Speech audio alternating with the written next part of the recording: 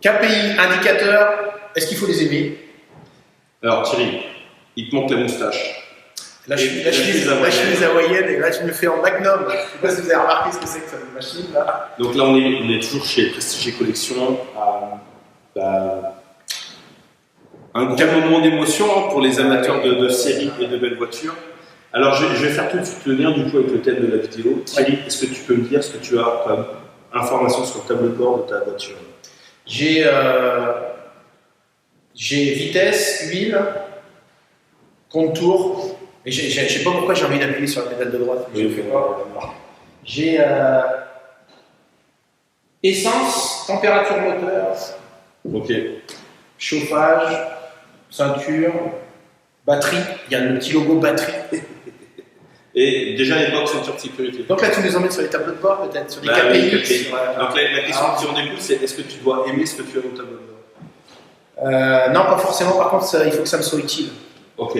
Alors pourquoi on parle de ce sujet-là? Tout simplement parce qu'on a vu ces derniers temps un certain nombre de QHSE qui, pour des raisons obscures, notamment celui de j'aime pas les indicateurs, ne pas avoir d'indicateurs. Et alors le plus terrifiant dans cette affaire-là, c'est que en fait, au bout de 2 ans, que la personne est en poste, je lui dis mais concrètement, ils donnent quoi tes indicateurs depuis que tu es arrivé? Ça progresse, ça s'améliore. Bien évidemment, je ne juge pas la personne.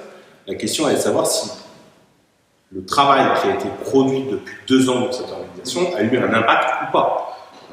Si son job, c'est d'être debout sur la pédale de frein sur le nombre d'accidents, et qu'elle me dit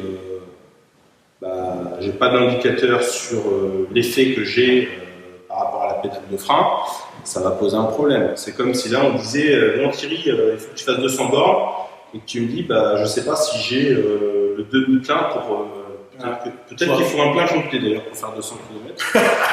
ça je ne saurais pas vous dire, mais voilà. Donc la question autour de ça, finalement, c'est pas de savoir si vous aimez vos indicateurs, la question est de savoir si vous avez les bons indicateurs. Et on va aller même encore un peu plus loin sur ces indicateurs-là. Si vous comptez les morts, moi je reviens à notre fameuse histoire de vache à TGV. C'est-à-dire que si vous êtes en train de compter le nombre de quarts de cheveux qui tombent dans la soupe, et que vous en oubliez que votre job c'est de faire en sorte que le cheveu ne tombe pas dans la soupe, vous continuerez à compter le nombre de quarts de cheveux qui tombent dans la soupe. Au même titre que si vous comptez les TGV qui passent, sans vous préoccuper de ce qui doit être fait pour que le TGV ne quitte pas la gare, et vous continuerez à faire la vache à TGV. Ou, comme j'aime bien le dire, celle-là j'avais adoré cette expression, c'est que si vous ne cherchez pas l'issue de secours, vous continuerez à faire la mouche qui tape sur le carreau. Qui tape sur le carreau, alors qu'il y a peut-être l'évacuation à la sortie d'ici. Okay. Donc voilà, donc, comme sur cette magnifique Ferrari, si on vous donne la température du moteur, c'est pas pour vous faire plaisir, c'est juste pour vous indiquer quelque chose. Vous êtes au bon rythme et que tout va bien. Bonne journée à tous. Je m'en vais.